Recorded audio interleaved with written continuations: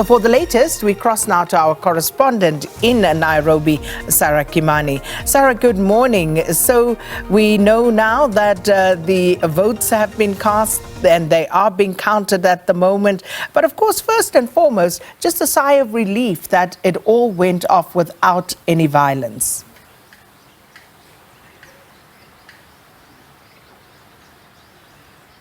Yes, indeed, but the violence does not even come now. Violence usually comes after the results are in and the tallying is finished, and people start realizing that either they lost fairly or unfairly according to them. So right now it's very quiet in the country, people following the tallying of the results that are coming in, and like you said there, it's neck and neck between Deputy President William Ruto and former Prime Minister Raila Odinga.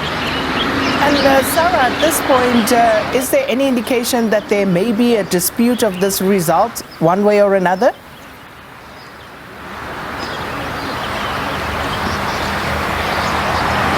Well, it's early days because so far, although more than 40,000 polling stations have already brought in their results into the tallying center and they're already in the servers, it is only now that the Electoral Commission is putting the results together and trying to, give a picture of who is leading. What we are seeing now is a very tight race between Prime Minister Odinga and Deputy President William Ruto. At one point, one will be 3,000 votes ahead, then it switches on and the next one takes over with probably just 1,000 ahead. So at this point, most people are quiet following the results because they're also coming in for the other positions, the governors, the members of parliament. What we have seen is that up to now, the two candidates have maintained what was predicted as their strongholds. Deputy President William Ruto upsetting what would have seen as Uhuru Kenyatta's strongholds in central Kenya, where Kenyatta hails from, and also his Rift Valley backyard. Raila Odinga taking over the coast as expected, as well as parts of western Kenya and Nyanza, his hometown. We are yet to see what comes out of Nairobi, which is very populous and also one of the areas that will determine exactly who will carry the day. Once we start seeing the results from Nairobi, then it will be possible to tell.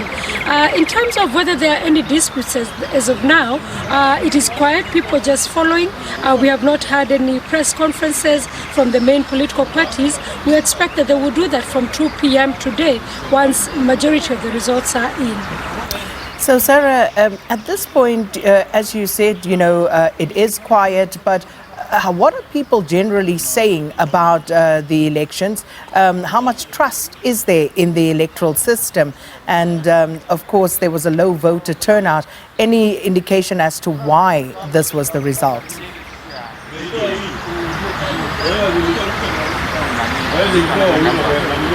Well, the indications are that people are, partly happy with how the process has gone. You see, what has happened is because the electoral laws in the country have been reformed several times, transparency has increased. For example, immediately the polling comes to an end and polling centers close, the votes are counted inside the same place where the voting happened. For example, if it was Class 5A, the results of Class 5A will be announced inside Class 5A immediately the polls close. Then that form, a picture is taken with a phone, and that picture is transmitted to Nairobi, which is the national tallying center. So in terms of transmission of the results, it's very transparent. Where problems come in is the tallying. So right now people are very vigilant, and this time the Electoral Commission has actually allowed Kenyans to access the tallying center. So they're able to see the results that are inside the tallying center. So that is sorted for now, and they are able to follow. It is just that the process of tallying is very slow. In terms of the low voter turnout, some of the young people we spoke to, even before we went to the polls, were saying, these are two leaders who have worked together, so it is the same leader, just that it is a different side of the coin. A lot of them seeing like there was nothing in it for them, especially young people feeling that they could not identify with any of the leaders that were vying. However, in terms of the other positions, the members of parliament, the governors, the women representatives, the member of the county assembly. You can see decisive Kenyans who made decisions. You will find that previously you would have found that if in one constituency they decide to vote for a president, for example, from President Kenyatta's Jubilee Party, then all the other 5 elective positions would have been from the Jubilee Party. What we are finding now is a split vote. So you find somebody has voted for a president from, for example, William Ruto's Kenya Kwanza, but in the other positions they will vote for an independent candidate.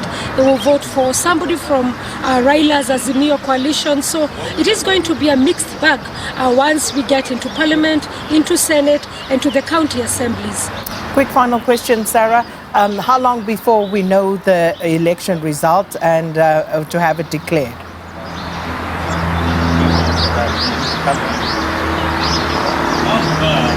Well, they say 72 hours after polls close, so we are looking at maybe late tomorrow evening. However, the Electoral Commission has 7 days, that is up to Saturday, to be able to declare the final results. And then from there, people are given 2 weeks. If you have any complaints, especially the presidential candidates have 2 weeks within which they can file petitions at the Supreme Court. Then the Supreme Court has another 2 weeks to determine the disputes that will arise out of this election. SABC's correspondent Sarah Kimani speaking to us from Nairobi, Kenya, as Kenyans took the polls yesterday. And of course, now counting is well underway and the two main contenders neck and neck at this point.